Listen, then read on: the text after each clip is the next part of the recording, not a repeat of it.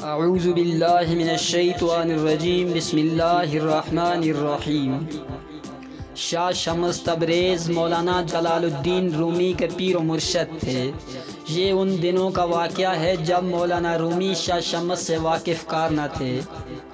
ایک دن شاہ شمس تبریز مولانا رومی کے مکتب جا پہنچے۔ وہاں مولانا رومی بیٹھے کچھ کتابوں کا مطالعہ کر رہے تھے تو شاہ شمس نے ان سے پوچھا یہ کیا ہے؟ مولانا رومی نے ان کو کوئی عام ملنگ سمجھ کر جواب دیا، یہ وہ علم ہے جس کو تو نہیں جانتا۔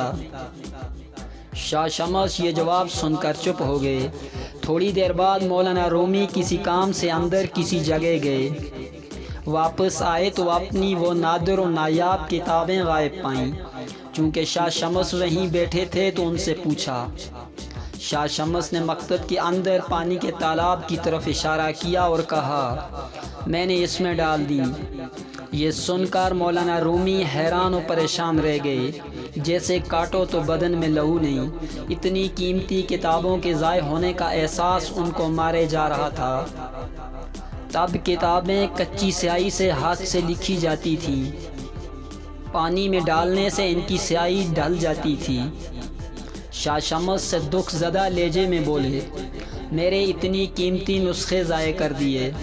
شاہ شمس ان کی حالت دیکھ کر مسکرائے اور بولے، اتنا کیوں گھبرا گئے ہو، ابھی نکال دیتا ہوں۔ یہ کہہ کر شاہ شمس اٹھے اور تالاب سے ساری کتابیں نکال کر مولانا رومی کے آگے ڈھیر کر دیں۔ یہ دیکھ کر مولانا رومی کی حیرت کی انتہا نہ رہی کہ سب کتابیں بالکل خشک ہیں۔ مولانا چلا اٹھے، یہ کیا ہے؟ شاہ شمس نے جواب دیا، یہ وہ علم ہے جسے تو نہیں جانتا۔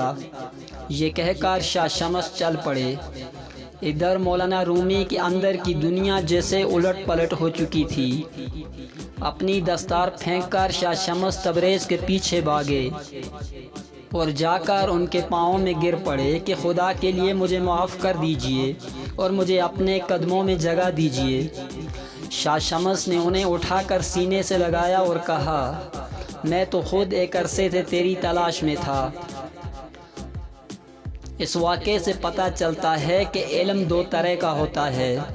ایک وہ علم ہے جسے علم ظاہر کہتے ہیں، جو انسان کی ظاہری زندگی کے معاملات میں رہنمائی فراہم کرتا ہے، جسے عرف عام میں شریعت کہتے ہیں۔ یہ علم کتابوں سے حاصل ہوتا ہے۔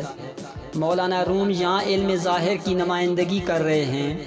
دوسرا علم جس کی نمائندگی حضرت شمس تبریز رحمۃ اللہ علیہ کر رہے ہیں وہ علم باطن ہے، جسے قرآن میں علم الاسماء بھی کہا گیا ہے اور عرف عام میں اسے علم معرفت کہتے ہیں۔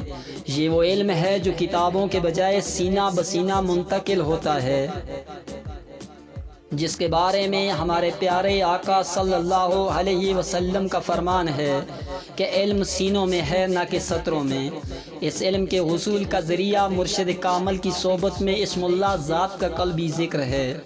جب ذکر اللہ سے دل پاک ہو جاتا ہے تو روح بیدار ہو جاتی ہے اور انسان پر اس علم کے اسرار منکشف ہونے لگتے ہیں۔ وما علینا